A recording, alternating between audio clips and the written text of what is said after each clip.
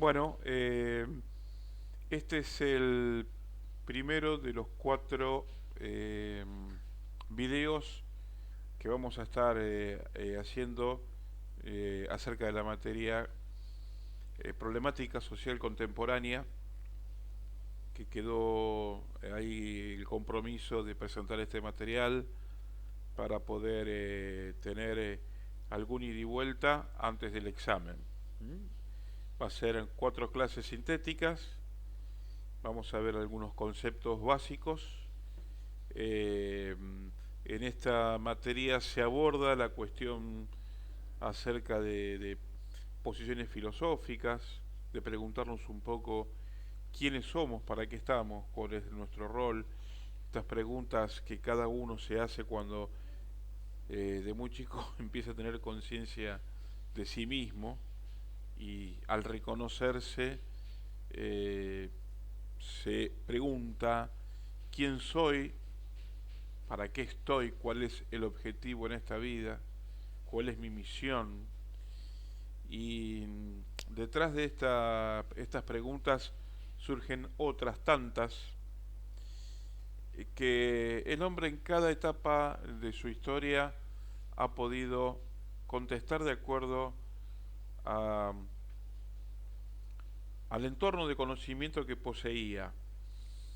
Hay una rama de la filosofía que se centra en las ciencias. Estos especialistas son conocidos como epistemólogos. Y vamos a ver cómo de ida y vuelta, de acuerdo a algunas cosas, el hombre va creando una realidad en función de su evolución y de su conocimiento. Eh, es muy rica la historia del hombre. Podemos en principio decir que muchas de las mismas preguntas que nos hacemos nosotros hoy, la civilización griega, a través de algunos pensadores, ya se la hacían. Así que parecería ser de que han pasado muchos siglos de historia humana y aún la búsqueda sigue siendo en alguna medida, en el fondo, la misma. Yo, para no avanzar, o mejor dicho, para no retroceder tanto en el tiempo, voy a tratar de hacer una pequeña síntesis de los últimos 100 años de hechos a escala mundial que van perfilando la visión del hombre moderno, del hombre de nuestros días, donde nos encontramos nosotros, ustedes, con nuestra cotidianeidad, con nuestra realidad, con nuestras herramientas intelectuales para manejarnos en la vida, para comprender el contexto social, para comprender la historia. Pensemos lo que lo que estamos transitando en este momento debido a la pandemia, el cambio en el paradigma, el cambio que se va a venir inevitablemente. Podríamos decir entonces que crisis mundiales han sido muchas veces los puntos de partida a una nueva visión de la realidad. Eh, una característica del siglo XX ha sido el acceso a la información, el acceso al conocimiento. En el periodo anterior, de los anteriores 100 años del siglo XIX, en gran medida el conocimiento, no se olviden que es el siglo posterior a la gran revolución, a las dos grandes revoluciones que han modificado los 200 años subsiguientes a su hecho. 1840, si bien algunos autores dicen que la revolución industrial se inició mucho antes, pero en general se coincide que a mediados del siglo XIX, 1840, 40 y pico, se conoció una circunstancia en Inglaterra, en el Reino Unido, de Gran Bretaña, eh, que tuvo que ver con la revolución y el manejo a través de las herramientas científicas. Fue un momento de grandes descubrimientos, de planteos de tesis, de confirmaciones, en muchos campos, en la matemática, la física, figuras como Isaac Newton y la teoría de la gravedad, que durante, hasta podemos decir, hasta principios del siglo XX, con la presentación de la tesis de Albert Einstein acerca de la teoría de la relatividad, el mundo de esa época se basaba en estos conceptos de la física. Fíjense como un desarrollo intelectual, una visión de un hombre, condiciona el entorno de esa sociedad, la forma de interpretar la realidad con las herramientas que tiene. Pero sin querer entrar en eso, la otra gran revolución, un poquito antes, 1792, la Revolución Francesa, donde cae la monarquía francesa y nace un nuevo hombre, el hombre burgués, el hombre que ya no trabaja para un señor feudal, sino que trabaja para sí mismo, donde se crean muchos de los oficios que aún están vigentes, surgen de la caída. Yo siempre tengo presente, por ejemplo, el restaurante, el concepto de un lugar donde la gente va a restaurar su energía a través de un plato de comida, es una consecuencia de la Revolución Francesa, donde los cocineros que antes trabajaban en las cortes europeas, de buenas a primeras se dieron cuenta que no tenían ya eh, sus señores como para cocinarles, y pensaron oportunamente en cocinar para el pueblo, cocinar para todos, y surge ahí toda una profesión que conforme pasó el tiempo fue muy valorada y que ha creado escuelas en todo el mundo, porque todo el mundo come, y a partir de eso, no solamente el hecho práctico de llevarse un alimento a la boca, sino la cultura, el entorno que implica la cocina, la cultura de los pueblos. Es fascinante porque a través de la cocina uno descubre la idiosincrasia de los pueblos. Pero bueno, sin entrar en tanto detalle, siglo XVIII, siglo XIX, dos grandes revoluciones que modifican la sociedad del tiempo y empiezan a plantear a un hombre nuevo, un hombre burgués, a un hombre vinculado a la industria. Empiezan las consecuencias en el tiempo son cuestiones que hoy conoceríamos como de derechos humanos o derechos de los trabajadores, debido a la tiranía de la explotación. Empiezan a haber muchas personas que empiezan a amasar fortunas, eh, y esas fortunas las hacen a través de distintos medios. Aparece por entonces el hombre que presta dinero, es decir, entonces aparecen los bancos, al que la semilla de los bancos se la endilgan eh, a los caballeros ingleses y franceses que emitían letras como un dinero para llevar de un lado a otro, los cruzados. Eh, También nace el hombre operario, el operario industrial, porque es el gran auge durante la revolución industrial de las grandes manufacturas, eh, el manejo de las técnicas del acero eh, provoca que una pequeña isla en el mar, en el Atlántico Norte, se convierta en una potencia a escala mundial como Gran Bretaña, que conociendo por la experiencia que ellos tenían y el manejo de la náutica y de su afición a la guerra, eh, la conquista de pueblos de todos los puntos del planeta para fortalecer un imperio que, bueno, hoy ya en plena decadencia, aún y todo sigue siendo importante. Eh, algunas cosas que, bueno, lamentablemente nosotros como argentinos todavía aún estamos luchando cuando queremos impulsar nuestra industria. Eh, Fíjense qué curioso el manejo del acero y la trasfilación de barras de acero en frío permitieron el desarrollo del alambre que hoy conocemos como alambre, más tarde fue el alambre de púa.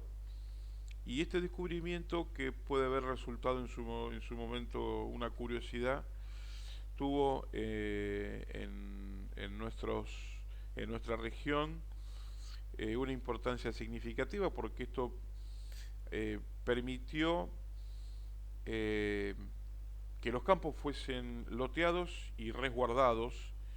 Ya los campos tenían límites definidos por un alambre.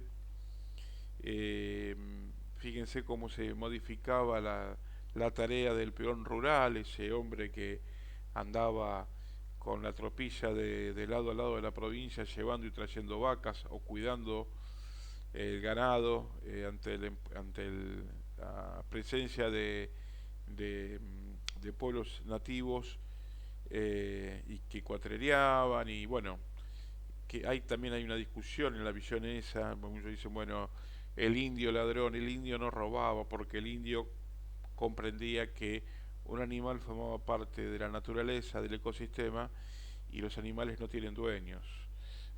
Bueno, estos cambios de paradigma, cambios de cultura, definen una nueva ética, una nueva estética.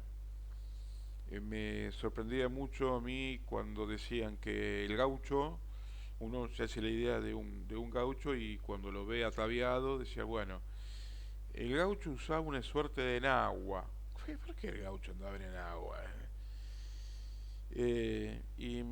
Claro, porque eran rezagos de prendas que iban a ser destinadas para comercializar entre las damas europeas, y los excedentes venían acá, el famoso chiripá, ¿sí? Así que ¿sabría, me pregunto yo, el gaucho de que andaba con ropa femenina haciendo la tarea del campo y que tomaba mate en pavas que decían Made in England? Curioso. Bueno, eh, quiero avanzar un poco porque si no la charla va para mucho. ¿Qué vamos a esperar o qué vamos a pretender en este primer capítulo? Manejar algunos conceptos que tienen que ver con el reconocerse a sí mismo, eh, a saber quién soy, dónde estoy ubicado en este tiempo y espacio que me toca vivir. Y hay para ello una herramienta que ha evolucionado conforme los cambios sociales que se van produciendo, gracias a la observación de, de personas que nosotros conocemos como filósofos, que observando el entorno se plantean quién es el hombre que representa ese tiempo y ese espacio. El término filosofía, filo, amor, Sofía no es una señora sino conocimiento. Podemos entonces afirmar que la filosofía es el amor por el conocimiento. Y si bien hubo filósofos ya en época de los griegos, a lo largo del tiempo se han desarrollado escuelas de filosofía, que va a ser el tema de nuestra segunda presentación de esta síntesis de esta materia. Eh, Quería venir un poquito más acá, quería venir más o menos, pensemos un poquito en el siglo XX, un siglo muy intenso, donde Se pasó de un conocimiento enciclopédico, el conocimiento era interpretado hacia el siglo XVIII como una acumulación de datos. Ahí surge las bibliotecas enciclopédicas donde se sistematiza la información y se crean grandes cantidades de volumen y esta información reina en algunos ambientes como las bibliotecas, y el feliz poseedor de una biblioteca con muchos libros, con reminiscencias a la biblioteca de Alejandría, que lamentablemente se perdió, era un lugar donde se acumulaba el conocimiento y la información, y valoraba mucho el conocimiento enciclopédico. Una persona que sabía fechas, lugares, pero también es el gran momento del desarrollo de muchas ciencias como la geografía, la ecología, la botánica. Tenemos ahí a un desarrollador de una tesis que dominó el mundo, y cuyo conocimiento se nutrió en el transcurso del siglo XIX, Charles Darwin, que a través de un viaje que hizo a lo largo de todo el mundo, eh, y que por supuesto tocó nuestro país. Dicen que conoció a Rosas, que hizo algunos descubrimientos paleontológicos eh, novedosos en nuestro territorio. Eh, es el famoso autor del origen de las especies, que nos habla acerca de que el hombre ha evolucionado a partir de un ser primitivo. Él algunas cosas no las puede explicar porque en esa sucesión de homínidos hay un corte, y bueno, y él dice, bueno, hay un eslabón perdido en esta cadena. Muchos científicos posterior a Darwin pasaron sus vidas tratando de buscar ese eslabón perdido para poder darle una continuidad.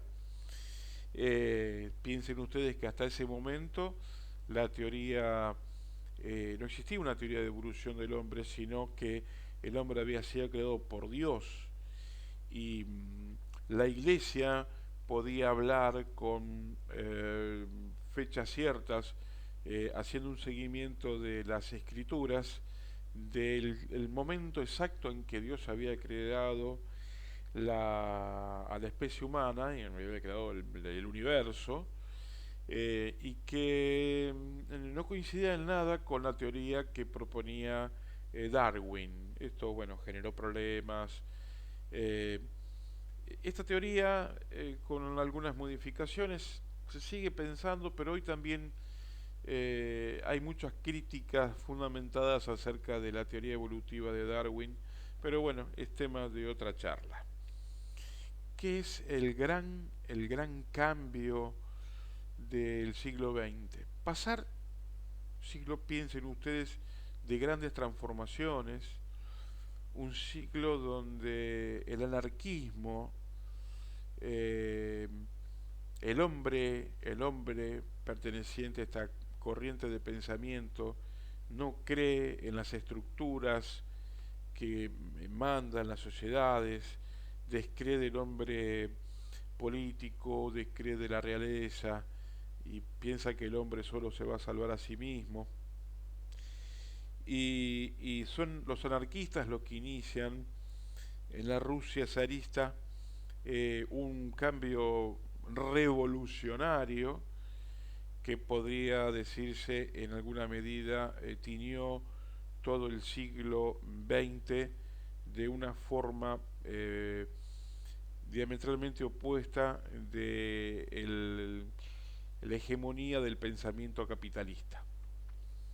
Eh, esto generó profundas divisiones de pensamiento filosófico, y, y estuvo presente en guerras, eh, muy convulsionada la Europa de las dos primeras décadas del siglo XX, motivó una guerra que duró 4 años y que alcanzó escala mundial con la participación de países inclusive de América y de Oceanía, como Australia, Estados Unidos, Canadá, y donde murieron millones de personas. Fue la primera gran conflagración a escala mundial. ¿eh? Esto de donde ya no es un problema entre dos países y tres, sino es que la magnitud es tal, donde hay algunos intereses que están en los libros de historia. Yo en general creo que esos no son los verdaderos, que hay otros intereses, pero bueno, eh, lo desarticulado que quedó el mundo luego de finalizar esa guerra con Alemania como un país perdedor, generó las tensiones necesarias como para que se vuelva a generar una guerra a escala mundial entre 1939 y 1945, bueno, que todos conocemos como la Segunda Guerra Mundial, que lamentablemente no fue la única porque surge ahí un bloque contrapuesto, como les decía, hegemónico, el gran vencedor de la Segunda Guerra Mundial es la Unión Soviética. Nosotros, al ser occidentales y al estar embuidos y bombardeados cinematográficamente por las acciones de los países aliados, creemos que los grandes triunfadores y los únicos triunfadores de esa guerra fueron los países occidentales, y en rigor de verdad el gran peso de la guerra lo llevó la Unión Soviética y se convirtió en un contrapunto de países eh, de fundamento capitalista y occidentales versus este bloque comunista, a lo que Winston Churchill, el líder británico de la Segunda Guerra y primer ministro, en un momento denominó como la Guerra Fría, y nos habló de una cortina de hierro. Bueno, pero para mí la gran revolución que modifica al hombre es el manejo de la información, cómo se fue evolucionando. Para mí el hombre del siglo XXI es un hombre que dispone de los medios para obtener información de una manera inigualable si la comparamos con los tiempos pasados.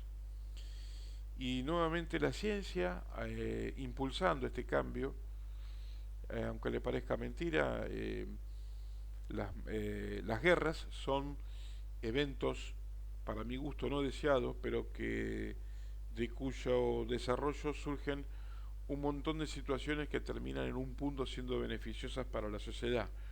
El desarrollo de medicina, como el desarrollo de la penicilina, que salvó tantas vidas posguerra, los esfuerzos de guerra en mejorar la comunicación, los esfuerzos en averiguar eh, codificar valga la redundancia, los códigos enemigos de comunicación, dieron impulso a una ciencia que con el tiempo nosotros conocimos como electrónica y la informática, en una evolución. Si uno pudiese hacer en una escala en papel, poner los años y poner los grados de avance en muy corto periodo de tiempo, se podría decir de que el hombre, como nunca antes, en poquitos años, adquiría un conocimiento mucho más grande y en menor tiempo. Esto, entiendo yo, ha tenido que ver con el desarrollo tecnológico de la electrónica, donde se pudo procesar más información, pasando de una pequeña lámpara llamada tecnología valvular, que muy utilizada en los equipos de radio, otro gran invento del siglo Enrico Fermi, y el desarrollo de la radiofonía como un medio para la comunicación.